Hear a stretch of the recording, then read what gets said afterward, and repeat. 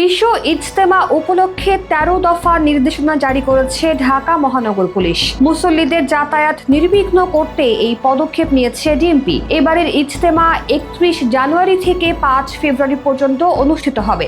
আখেরি মোনাজাতের দিন নির্ধারণ করা হয়েছে ২ ফেব্রুয়ারি ও ৫ ফেব্রুয়ারি।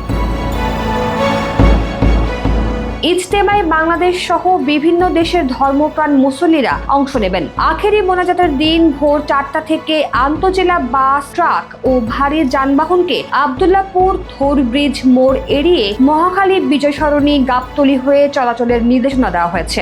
উত্তরবঙ্গ থেকে নবীনগর, বাইপাইল ও আশুলিয়া হয়ে আসা যানবাহনগুলোকে কামারপাড়া বা আব্দুল্লাহপুর ক্রসিং এড়িয়ে সাভার, গাবতলী বা মিরপুর বেড়িবাঁধ ব্যবহার করতে বলা হয়েছে। ঢাকা থেকে এয়ারপোর্ট রোড হয়ে আসা যানবাহন কুড়িল ফ্লাইওভার বা প্রগতি সরণি এবং ৩০০ ফিট সড়ক থেকে আসা যানবাহন বিমানবন্দর সড়ক পরিহার করে কুড়িল ফ্লাইওভার বা প্রগতি সরণি ব্যবহার করতে পারবেন। এছাড়া ঢাকা এলিভেটেড এক্সপ্রেসওয়ে, কাওলা বা এয়ারপোর্টগামী এক্সিট ব্যবহারে নিষেধাজ্ঞা আরোপ করা হয়েছে।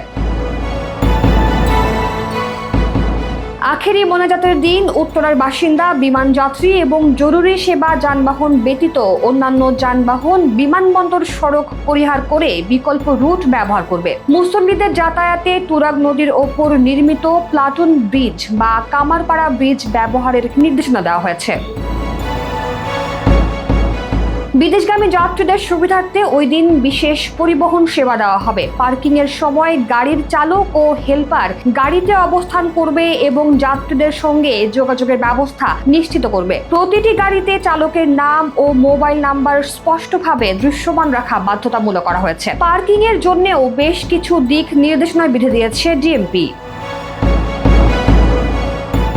এছাড়া আখেরি মোনাজাতের দিন Dhour bridge, Panchabati crossing, Padma U loop, Mirpur Diabari bus stand crossing সহ নির্দিষ্ট ডাইভারশন পয়েন্টগুলোতে যান চলাচল সীমিত রাখা হবে। এসব পয়েন্টে ডাইভারশন কার্যকর করার মাধ্যমে যানজট এড়ানো এবং সুষ্ঠু ট্রাফিক ব্যবস্থাপনা নিশ্চিত করার চেষ্টা করা হবে।